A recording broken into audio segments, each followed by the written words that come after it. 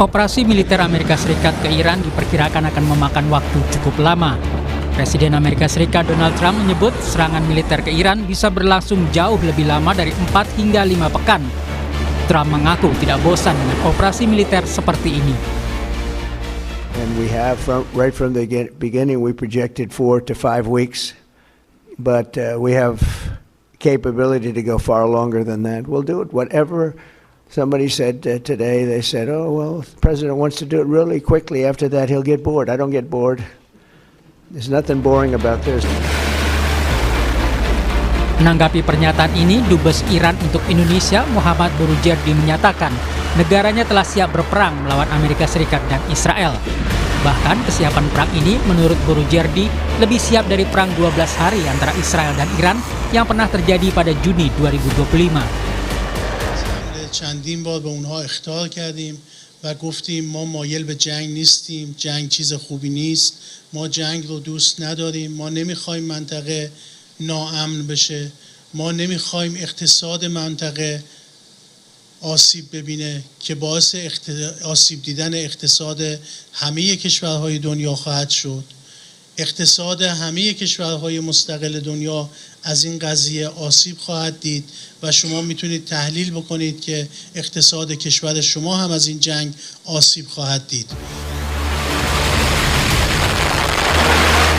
Amerika Serikat dan Israel melancarkan serangan terkoordinasi terhadap sejumlah target militer Iran Sabtu pekan lalu. Sebagai tanggapan, Korps Garda Revolusi Iran meluncurkan serangan rudal dan drone yang menargetkan Israel. Pangkalan militer Amerika Serikat di Uni Emirat Arab, Bahrain, Qatar, dan Kuwait juga jadi sasaran.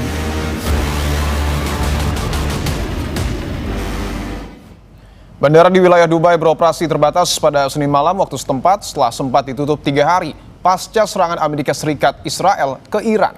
Penumpang dilarang pergi ke bandara kecuali menerima konfirmasi waktu keberangkatan dari maskapai penerbangan. Maskapai penerbangan Emirates mulai mengoperasikan sejumlah penerbangan terbatas mulai hari ini. Presiden Amerika Serikat Donald Trump menyebut perang melawan Iran bisa berlangsung antara 4 hingga 5 pekan. Seberapa besar kesanggupan kedua negara menghadapi perang yang panjang dan bagaimana dampaknya bagi dunia? Kami akan membahasnya bersama pakar geopolitik dan keamanan nasional, Pak Wibawanto Nugroho Widodo PhD. Pak Wibawa, selamat petang. Selamat petang, Mas.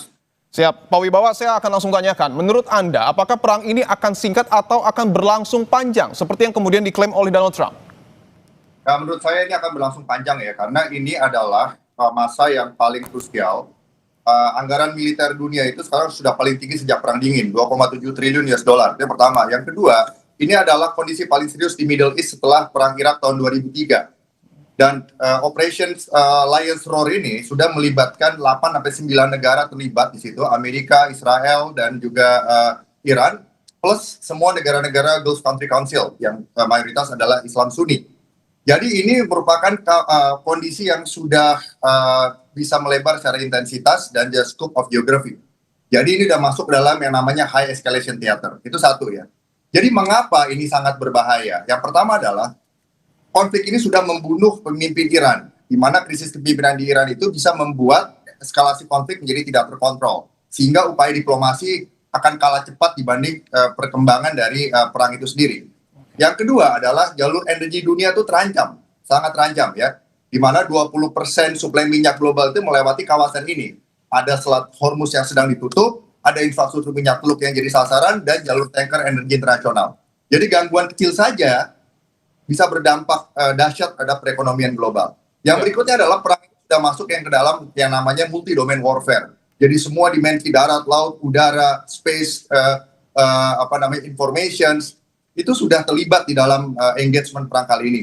Ya, dari yang namanya perang cyber, serangan drone, presisi tinggi, sabotase energi, gangguan navigasi dan penerbangan sipil, sampai operasi informasi digital, menambah rumitnya konvensional warfare dan juga special operation yang dilakukan. Dan yang berikutnya, ya, dampak global langsungnya itu adalah yang pasti ekonomi global. Harga minyak akan meningkat, ya, risiko inflasi global pasti juga meningkat. Jika pasar global sangat sensitif terhadap apa yang terjadi di Middle East saat ini. Transportasi dan logistik global juga sangat terpengaruh. Nah, jadi ini menimbulkan shock kepada dunia setelah apa yang terjadi di Ukraina. Oke, bagaimana dengan dampaknya bagi negara kita, Pak Wibawa? Ya, ini tidak terlepas dari apa yang menjadi dampak terhadap stabilitas politikal global ya. Jadi blok barat itu mendukung operasi militer, sementara Rusia dan Tiongkok itu mengancam akan melakukan counter eskalasi. Jadi fragmentasi geopolitik dan decoupling global dalam hal politik dan ekonomi ini harus diantisipasi oleh Indonesia. Dampaknya sangat jelas. Yang pertama adalah tekanan harga energi dan BBM. Itu udah pasti. Jika sampai harga minyak naik 120 sampai 130 dolar per barrel, artinya itu akan memberikan tekanan kepada APBN kita. Inflasi domestik akan naik. Dan juga karena subsidi energi kan meningkat. Itu pertama. Yang kedua, efek negatif pada nilai tukar rupiah yang mungkin akan melemah. Biaya impor akan meningkat. Yang ketiga adalah kepada ketahanan pangan.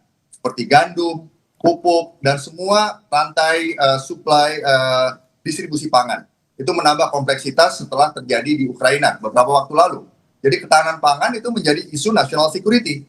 Yang berikutnya adalah ada resiko yang sifatnya non-militer, ya, seperti serangan cyber, propaganda digital, polarisasi sosial, dan radikalisme transnasional yang bisa menyulut emosi dan sikap tindak dari orang Indonesia. Oke, tadi Anda menyebutkan bahwa perang ini akan berlangsung panjang. Prediksi Donald Trump 4 hingga 5 pekan. Kalau prediksi Anda, seberapa lama sebenarnya perang ini akan berlangsung? Pak Wibawa, singkat saja. Sebagai Presiden Amerika Serikat, beliau pada saat ini harus mengatakan demikian. Ya. Karena teori American Way of War itu adalah shock and awe, artinya memberikan kejutan dan memberikan sesuatu kekagetan untuk bisa diselesaikan dengan cepat, tepat, dan yang disasar itu adalah bukan counter value tapi counter force, maksudnya ngerti ya. Jadi yang disasar itu adalah sasaran militer, bukan populasi. Tetapi itu kan baru teori ya. Yang namanya di dalam perkembangan kontingensi peperangan itu yang oleh Clausewitz bilang fog of war itu tidak bisa membuat perang itu terprediksi. Jadi eskalasi bisa tinggi karena keterlibatan banyak aktor dan juga intensitasnya dan juga scope of geografinya. Apakah ini menuju perang ketiga? Ya, apakah menuju perang dunia ketiga? Ya, paling tidak sekarang kita masuk dalam environment global yang eskalatory konfliknya. Oke, tentu kita akan melihat terus ya ke depan seperti apa dinamika geopolitik yang ada di Timur Tengah. Terima kasih Bapak Wibawanto Nugroho Widodo PhD, pakar geopolitik dan keamanan nasional telah bergabung di Kompas Petang. Saudara, kawasan Universitas Lampung jadi salah satu lokasi berburu takjil untuk warga kota Bandar Lampung.